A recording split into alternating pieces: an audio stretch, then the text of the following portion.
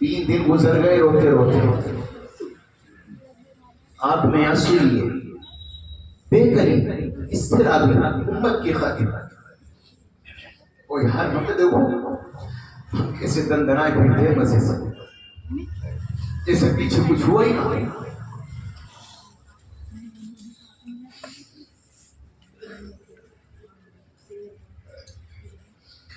کیسے کہ آنسو ہو کیسے بلا سکتے؟ کیا ملک کی امت ہوئی؟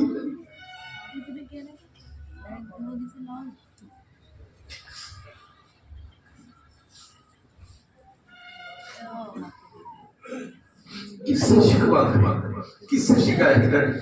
غیر لگا ہوا ہے تمہیں مٹھانے پر، غیر لگا ہوا ہے تمہیں ناموس پر، رسول پر حملے کرنے پر، اور ہمیں پتا ہے ہم اپنی مستی میں مگر شرابوں میں، زنا کاریوں میں، موبائلوں میں راتیں گزر رہی، رنگین ہو رہی راتیں، صبح کو نماز غائب۔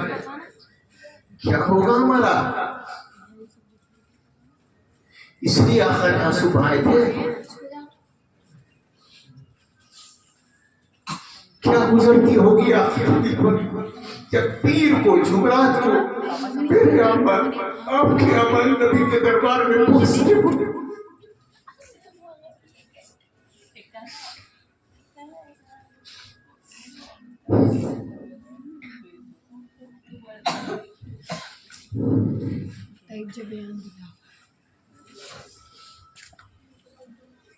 کیا لگتا ہوگا یہ میری امت ہی ہے نا؟ اس سے میں منع کر کے آیا تھا جھوٹ نہیں بولنا، اس سے میں منع کر کے آیا تھا شراب نہیں پینا، اس سے میں منع کر کے آیا تھا دنیا میں جھوٹ سود کا استعمال نہیں کرنا۔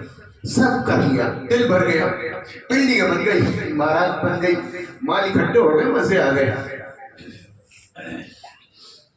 اگر پوچھ لیا نبی نے تو نے میرے لیے کیا کیا، کیا جواب دوں گے؟ کیا جواب ہوگا؟ وقت ہے ابھی صلح کیجیے، اللہ سے توبہ کیجیے، اپنے نبی سے صلح کیجیے، اپنی زندگی میں سدھار پیدا کیجیے، اپنی زندگی کو پلٹیے۔ اگر نہیں پلٹے وَإِن تَتَوَلَّوْا يَسْتَبْدِلْ قَوْمًا غَيْرَكُمْ ثُمَّ لَا يَكُونُوا أَمْثَالَكُمْ۔ اللہ فرماتا ہے اگر یوں ہی روگردانی کرو گے، باز نہیں آؤ گے، اللہ بدل دے گا، تختے بدل دے گا۔ کہ یمیز اللہ الخبیث من الطیب ویجعل الخبیث بعضه علی بعض۔ اللہ تعالیٰ کا نظام ہے جب تمہارے گھروں میں جالے لگتے ہیں، تمہارے گھروں میں جالے اور گندگیاں لگتی ہے، تم صفائی کر دیتے ہو، رد کر دیتے ہو، اللہ فرماتا ہے جب میری زمین میں گندگی زیادہ ہوگی میں بھی صاف کروں گا، پھر میں نہیں دیکھوں گا کون آئے گا سامنے۔ اس سے پہلے کہ ہماری صفائی ہوں، ہمیں اپنی زندگی بدلنے کی ضرورت ہے۔ اپنے آپ علیہ وسلم صلی اللہ علیہ وسلم اللہ تبارک و تعالیٰ اپنی بارگاہ میں ہمارے آنے کو، بیٹھنے کو، کہنے اور سننے کو اپنی بارگاہ میں قبول کرو۔ جو بھی باتیں کہی جائیں سب سے پہلے تو میں خود عمل کا محتاج ہوں، اور اس کے بعد آپ سے بھی ادباً گزارش کرتا ہوں کہ ہم حضرات دونوں تیاری بھی کریں اور دعا بھی کریں کہ اللہ مجھے بھی اور آپ کو بھی عمل کی توفیق سے مالا مال فرمائے۔ میں نے آپ کے سامنے تلاوت کی، سب سے پہلے میں آپ کے سامنے سورہ ضحیٰ اس کا پس منظر رکھنا چاہتا ہوں، اور پھر اپنی اور آپ کی کیفیت، پورے معاشرے کی کیفیت کیا ہے اس کے پس منظر میں 2-3 باتیں آپ کے سامنے رکھنا چاہتا ہوں۔ اللہ تبارک و تعالیٰ نے قرآن کریم میں فرمایا وَالضُّحَىٰ، بسم اللہ الرحمن الرحیم، وَالضُّحَىٰ وَاللَّيْلِ إِذَا سَجَىٰ مَا وَدَّعَكَ رَبُّكَ وَمَا قَلَىٰ وَلَلْآخِرَةُ خَيْرٌ لَكَ مِنَ الْأُولَىٰ۔ مفسرین نے یہاں ضحیٰ سے کئی معنی مراد دیے، لیکن ایک معنی یہ مراد لیے گئے ہیں تاجدار مدینہ امام الانبیاء کے روشن چہرے کی قسم، والضحیٰ واللیل اذا سجا، اور آپ کی گھنی کالی زلفوں کی قسم۔ اللہ تبارک و تعالیٰ قسمیں کھا رہا ہے کس کی؟ جناب رسول اللہ صلی اللہ علیہ وسلم کے چہرے انور کی۔ والضحیٰ واللیل اذا سجا ما ودعک ربک وما قلی، نہ آپ آپ کو چھوڑ کر گیا ہے، نہ ہی وہ آپ سے ناراض ہوا ہے۔ اللہ تبارک و تعالیٰ نے یہ صورت مبارکہ کب نازل فرمائی؟ دراصل ہوا یہ کہ وحی کا سلسلہ بند ہو گیا کچھ وقت کے لیے، آسمان سے نیچے زمین پر جبریل نہ آئے، تو حضرت نبی پاک علیہ السلام کو بھی قرق ہوا کہ جبریل نے آنا کیوں بند کر دیا۔ اب لوگوں نے تانے دینے شروع کیے، کفار مکہ نے کہا محمد کا رب ناراض ہو کر چلا گیا، محمد کا رب روٹ گیا ہے۔ میرے پیاروں، جب لوگوں نے یہ بات کہی، تاجدار مدینہ امام الانبیاء کے دل پر زیادہ اثر نہیں آیا، لیکن ایک دن حضرت خدیجہ الکبریٰ رضی اللہ تعالی عنہا آپ کی زوجہ محترمہ فرماتی ہے، یا نبی اللہ، کیا واقعتاً اللہ آپ سے ناراض ہو گیا ہے؟ اب یہاں میں کہنا چاہوں گا، جب باہر والے کوئی بات کہے تو زیادہ دل کو تکلیف نہیں ہوتی، لیکن اپنا کوئی کچھ کہہ جائے تو بڑی تکلیف ہوتی ہے، نہیں کہ یار اس نے کیوں کہہ دیا، اسے نہیں کہنا چاہیے۔ ما ودعک ربک وما قلی، جب حضرت خدیجہ نے فرمایا یا رسول اللہ، کیا واقعتاً اللہ آپ سے روٹ گیا، تو آپ کے دل میں قلق آیا، افسوس آیا، خدیجہ نے کیوں یہ بات کہی؟ اللہ کو فوراً پیار آیا اور اس نے جبریل کو اتارا اور یہ فرمایا، جاؤ میرے نبی سے کہو وَالضُّحَىٰ وَاللَّيْلِ إِذَا سَجَىٰ، تیرے چہرے کی قسم، تیری کالی زلفوں کی قسم، میں تجھے چھوڑ کر کہاں جا سکتا ہوں، میں تجھ سے کیسے ناراض ہو سکتا ہوں، یہ دنیا بھی تیرے لیے ہے، یہ آخرت بھی تیرے لیے ہے، اور میں آپ کو اتنا دوں گا، اتنا دوں گا، اتنا دوں گا کہ آپ کا دل خوش ہو جائے گا۔ وَلَسَوْفَ يُعْطِيكَ، یہ اللہ نے سورہ ضحیٰ میں ایک بات بیان کی۔ اس سے میرے کہنے کا مقصد یہ ہے کہ حضرت خدیجہ نے جب بات کہی تو آپ کے دل کو تکلیف پہنچی نا، بولو پہنچی نا۔ اگر دنیا والے نبی پاک علیہ السلام کی شان میں گستاخی کریں تو سمجھ میں آتی ہے، لیکن رسول کے ماننے والے ہی نبی کی شان میں گستاخی کرنے لگے تو دل کو تکلیف پہنچے گی یا نہیں پہنچے گی؟ پہنچے گی نبی۔ یار سامنے والا کیا کہتا ہے مجھے کوئی فرق نہیں پڑتا، لیکن مجھے یہ بتاؤ کہ میرے اپنوں کا حال کیا ہے۔ میرے پیاروں، تاجدار مدینہ امام الانبیاء نے جن اعمال کے بارے میں فرمایا کہ مجھے ان سے تکلیف ہوتی ہے، آج وہی امت میں زندہ ہے۔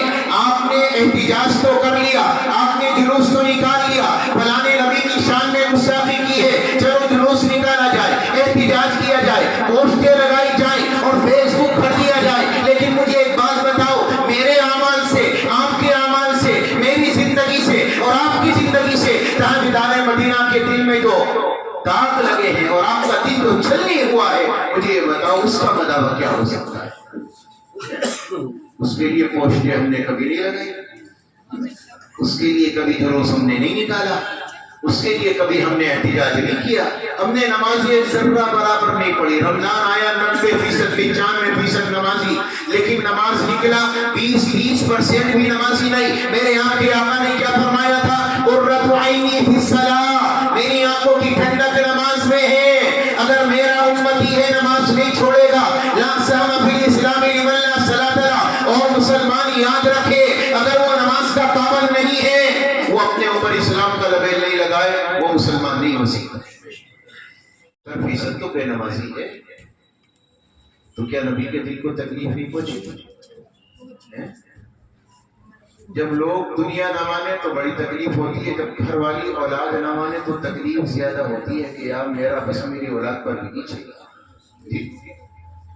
تاجدار مدینہ امام الانبیاء کے ہم امتی ہیں، کیا آج امت کے دل کے اندر یہ احساس نہیں ہے کہ تاجدار مدینہ نے آپ کے لیے کیا کیا، میرے لیے کیا کیا، کہ رات کے آنسو آپ نے بھلا دیے، امام الانبیاء کا وہ طائف کی گلیوں میں پتھر کھانا اور پھر اپنے آپ کو لہو لہان کرنا۔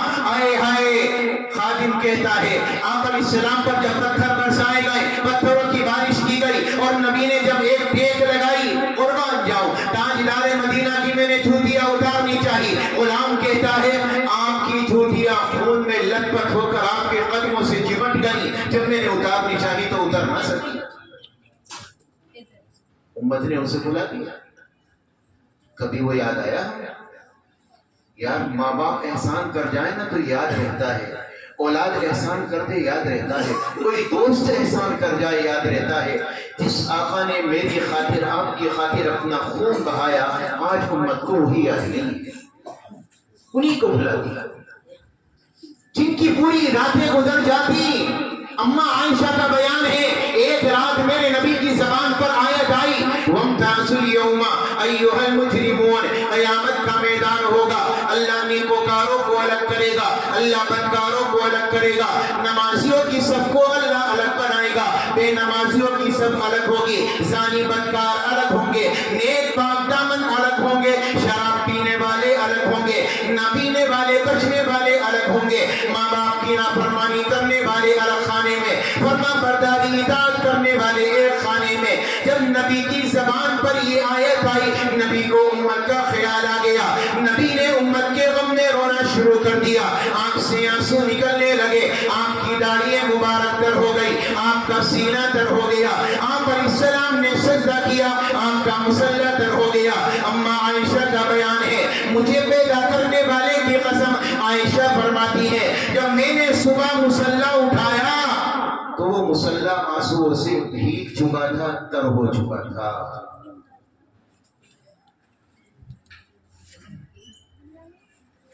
میرے باپ کا انتقال ہوا، میری ماں کا ہوا، گھنٹہ دو گھنٹہ بھی کوئی نہیں رو پاتا یار، کون روتا ہے؟ 5 منٹ 10 منٹ آنسو نکلیں گے، کوئی آئے گا دلاسا دے گا، بیٹھ جاؤ۔ کون رویا ہے ہماری خاطر اتنا؟ عرفات کا میدان، نبی سواری پر سوار، صحابہ فرماتے ہیں بڑا مجمع، اپریل کا مہینہ، کوئی شامیانہ نہیں تھا، کوئی چھاتا نہیں تھا، دھوپ تیز تھی، پتھریلی زمین تھی۔ آقا کو خیال آیا قیامت کا میدان یہی قائم ہوگا، عرفات کا میدان ہی قیامت کا میدان ہوگا۔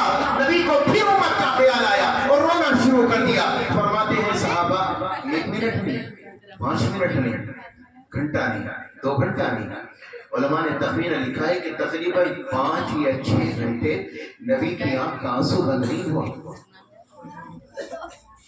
بند نہیں ہوا آنکھ کا آنسو۔ مجھے ایک بات بتا دو، یہ آنسو ہمیں کبھی یاد نہیں آتے؟ تو میری خاطر بہائے گئے، صحابہ کے لیے نہیں بہائے، یہ حضرت حسن کے لیے نہیں بہائے، حسین کے لیے نہیں بہائے، یہ علی کے لیے نہیں بہائے، یہ اسامہ کے لیے نہیں بہائے، یہ حضرت ابو بکر عمر فاروق علی عثمان ان کے لیے نہیں بہائے، یہ تو بخشائے تھے، اللہ نے ان کے لیے جنت واجب کر دی تھی۔ یہ آنسو اگر نکلے ہیں ہم جیسے نکموں اور ناکاروں کے لیے نکلے۔ اے ہائے، پوری رات گزر جاتی ہے، آپ کے آنسو نہیں رکتے۔ اللہ میری امت کے گناہگاروں کو معاف کر۔ اور آج امت شراب میں مست ہے، ماشاءاللہ، نوجوانوں کو دیکھو شراب کے نشے میں عادی ہے۔ آقا علیہ السلام نے فرمایا رمضان کا مبارک مہینہ ہے، اس مہینے میں اللہ روزانہ لوگوں کے گناہوں کو جلا کر خاکستر کر دیتا ہے۔ پہلا روزہ آیا گناہ ختم، اگلا آیا اور گناہ جل گئے، تیسرا آیا اور گناہ جل گئے، روز جلتے گئے جلتے گئے۔ جب 30 روزے مکمل ہوئے اللہ کا اعلان ہوا بندو جاؤ بخشے بخشائے لوٹ جاؤ، اب تمہارے بدن پر کسی گناہ کا کوئی میل نہیں۔ لیکن آقا نے فرمایا شرابی اگر توبہ نہ کرے تو رمضان میں بخشش نہیں ہوتی۔ کینہ رکھنے والا، دل میں غصہ رکھنے والا، کینہ رکھنے والا دشمنی بھی رکھتا ہے اور سامنے والے کے نقصان پر آمادہ بھی ہے، نبی نے فرمایا اس کی بھی اس مہینے میں بخشش نہیں ہوتی اگر یہ کینہ سے توبہ نہ کرے۔ یار رمضان چل رہا ہے، اگر ہمارے دل آج بھی بھائیوں سے صاف نہ ہو، رشتہ داروں سے صاف نہ ہو، اپنوں سے صاف نہ ہو، تو یہ روزہ رکھ کر بھوکا رہنے سے فائدہ کیا؟ قبول نہیں ہوگا۔ کینہ رکھنے والا، رشتہ داری کو توڑنے والا، رشتہ داری سے برا سلوک کرنے والا، آقا علیہ السلام نے ارشاد فرمایا اس کی بھی بخشش نہیں ہوتی اگر یہ توبہ نہ کرے۔ اور ایک ہے ماں باپ کا نافرمان،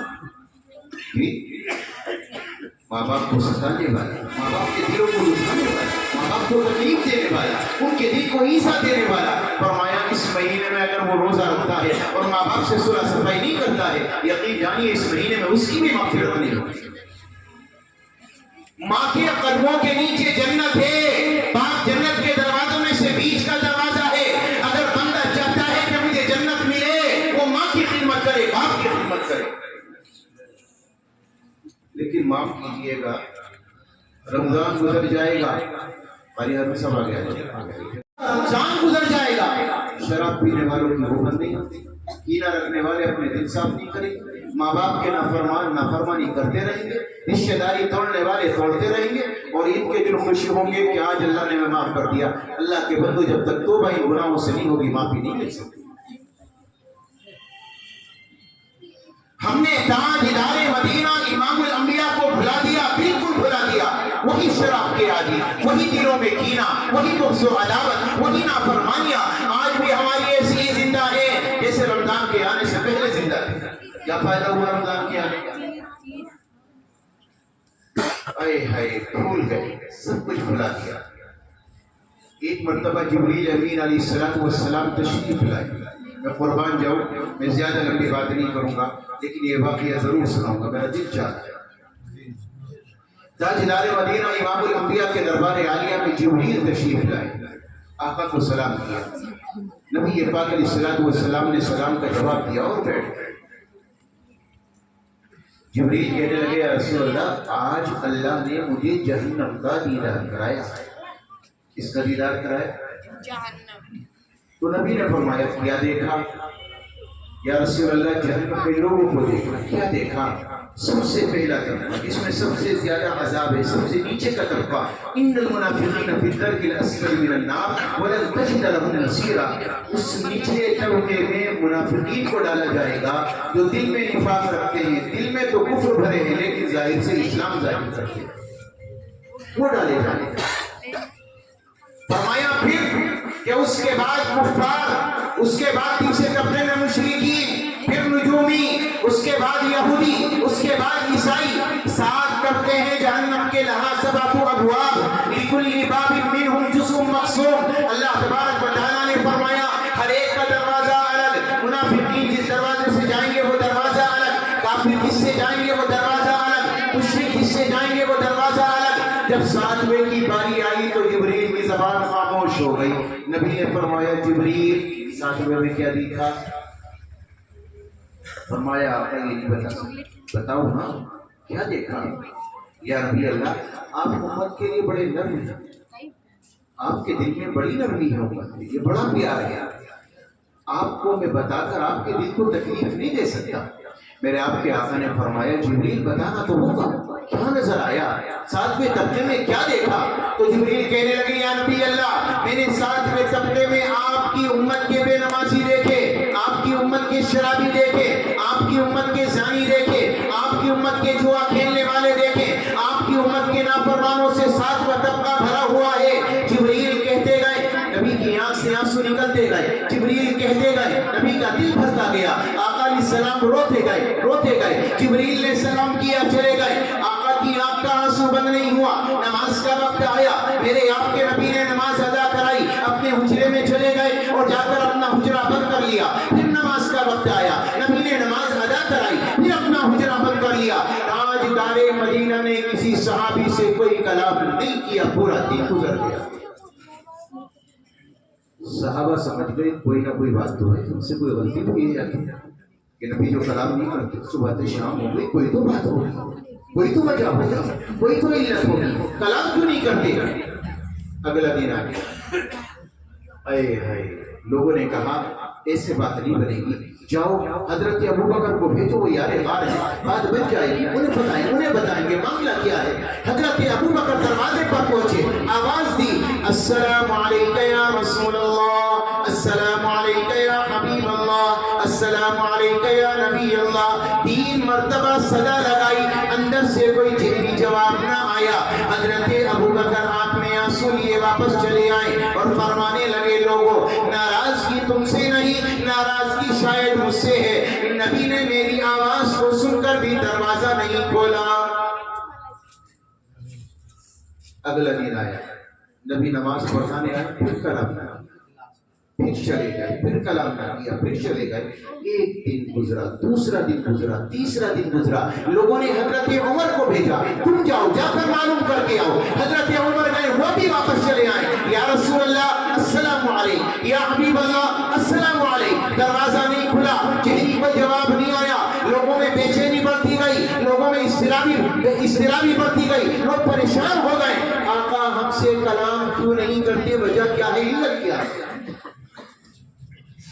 اے ہائے، کسی نے کہا میں تمہیں بتاتا ہوں نبی کیوں کلام نہیں کرتے، بات پتہ چل جائے گی، ایک کام کرو علی کے پاس جاؤ اور علی سے کہو وہ فاطمہ کے پاس جائے۔ چنانچہ ویسے ہی کیا گیا، حضرت فاطمہ حسن و حسین دونوں شہزادوں کو لے کر نبی کے دربار عالیہ میں پہنچی اور آواز دی، فرمایا یا رسول اللہ میں حسن ہوں، نانا جان میں حسین ہوں۔ نبی پاک علیہ السلام سے رہا نہ گیا، دروازہ کھولا، حضرت فاطمہ کو اپنے قریب کیا، حسن و حسین کو گود میں لیا، فرمایا بٹیا ماجرا کیا ہے، تو کیوں چلی آئی، مجھے بتاتی میں چلا آتا۔ فرمانے لگی یا رسول اللہ آج میں نہیں آئی بلکہ صحابہ کا جمع غفیر باہر کھڑا ہے، آپ کلام کیوں نہیں کرتے، آپ بات چیت کیوں نہیں کرتے، آپ حدیث کیوں نہیں سناتے، آپ کوئی آیت کیوں نہیں سناتے، آپ صحابہ سے کلام کیوں نہیں کرتے، وجہ کیا ہے؟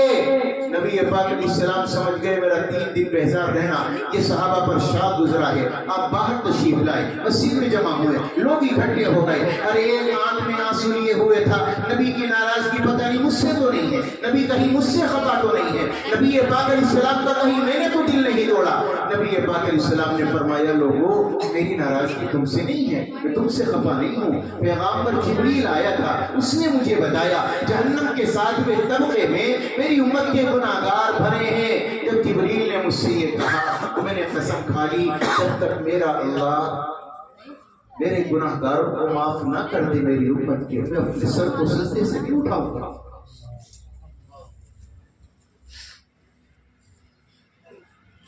3 دن گزر گئے روتے روتے، آنکھ میں آنسو لیے، بے قری اضطرابی امت کی خاطر۔ اور یار ہم نے دیکھو ہم کیسے دندنائے پھرتے ہیں مزے سے، جیسے پیچھے کچھ ہوا ہی نہ۔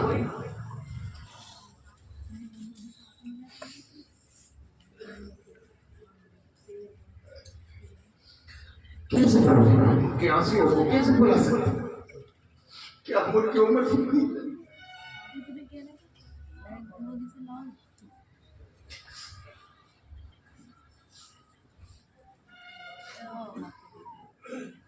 کس سے شکوا کریں، کس سے شکایت کریں؟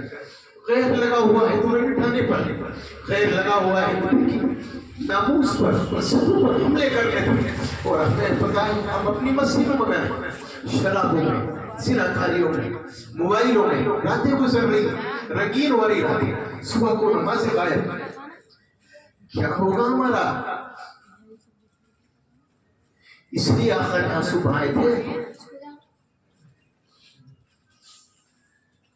کیا گزرتی ہوگی آخر جب پیر کو جمعرات کو میرے عمل آپ کے عمل نبی کے دربار میں پہنچتے ہوئے۔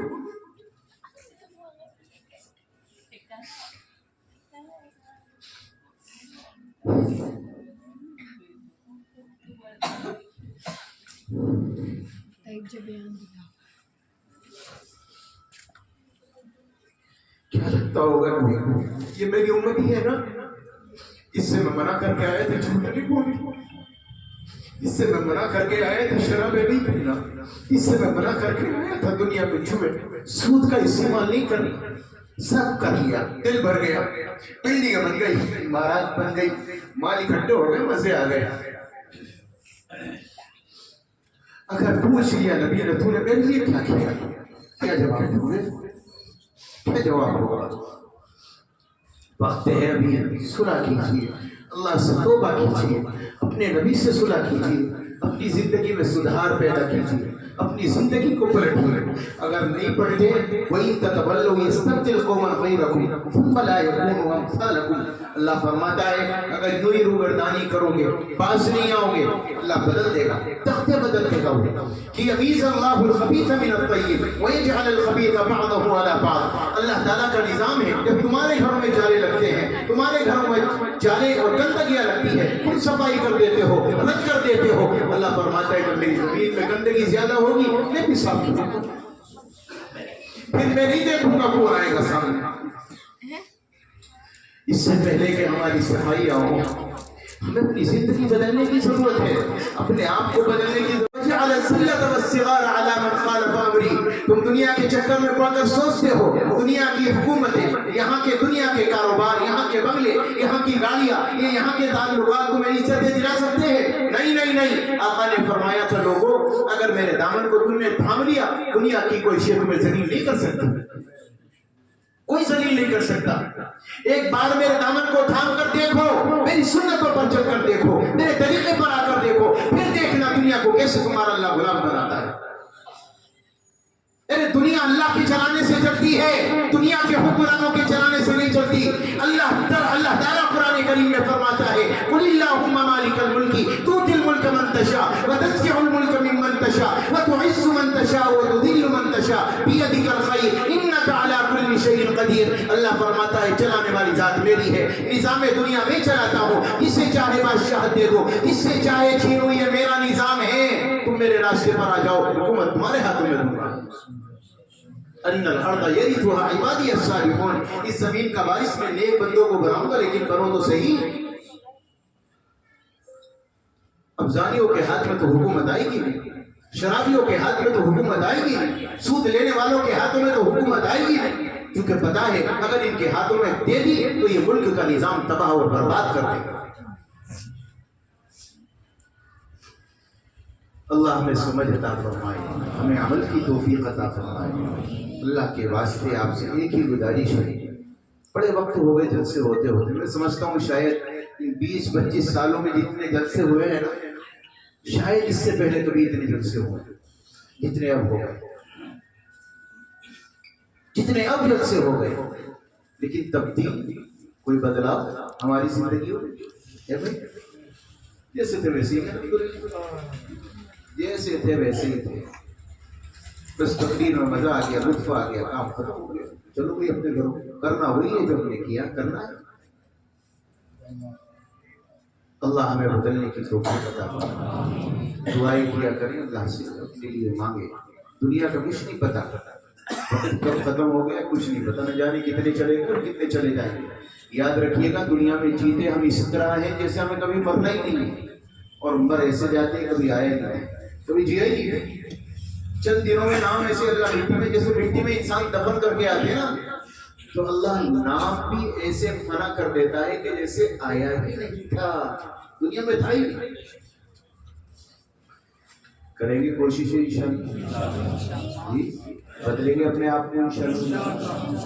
ایک رمضان کا مہینہ ہے، اللہ تبارک و تعالیٰ کا نظام ہے کہ اللہ تبارک و تعالیٰ اس مہینے میں گناہگاروں کی بخشش فرماتا ہے سوائے 4 کے.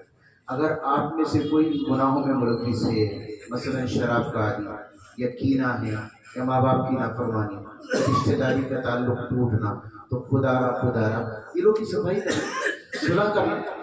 معاف کر دینے میں، معافی مانگ لینے میں انسان کی زندگی میں کوئی بے عزتی نہیں آتی. یاد رکھیں نبی سے بڑھ کر تو کوئی نہیں ہو سکتا نا، بولو نبی سے بڑھ کر ہو سکتا ہے تو؟ ایک صحابی رسول ہیں تاجدار مدینہ امام الانبیاء کے سامنے سے گزرے، جنگ کا موقع ہے.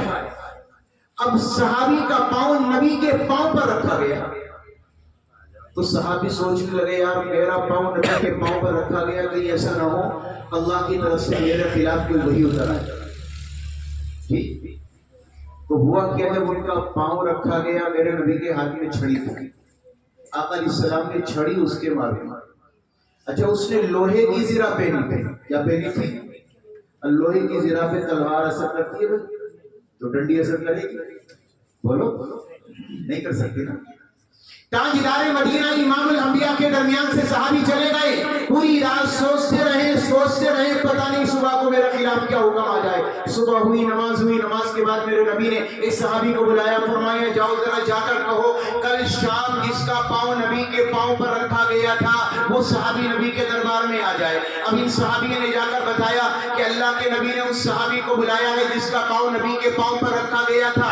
اب وہ صحابی ڈر گئے، سہم گئے، یار ہو گیا کام، میرا پاؤں رکھا گیا تھا، پتہ نہیں کون سا حکم اللہ نے میرے خلاف اتار دیا ہو. حضرت نبی پاک علیہ السلام کے دربار عالیہ میں پہنچے، اور پہنچنے کے بعد نبی پاک علیہ السلام کے سامنے عاجزی سے کھڑے ہو گئے اور فرمانے لگے یا رسول اللہ کیا حکم ہے؟ نبی نے فرمایا میرے لاڈلے صحابی کل شام تیرا پاؤں میرے پاؤں پر رکھا گیا تھا، फरमाया जी हाँ। आका ने फरमाया मैंने तुझे डंडी मारी थी? जी हाँ। तो आका अलैहिस्सलाम फरमाते हैं मैंने जो डंडी मारी थी ना मुझे उसके लिए माफ कर देता, मुझे उसके लिए माफ कर देना। और फिर 70 ऊंट मंगाए और फरमाया ये 70 ऊंट मैं तुम्हें तोहफे में देता हूं, अब तो तुमने मुझे माफ कर दिया होगा। माफ करने से कभी इंसान को जिल्लत मिलेगी? सोचो, सहाबी जिसके सामने कहा है, क्या उनके दिलों में इज्जत आएगी या बेइज्जती? बताइए। बदले अपने आप को, कोशिश करें। अल्लाह मुझे भी आपको भी अमल की तौफीक अता फरमाए। उन्हें 11 मिनट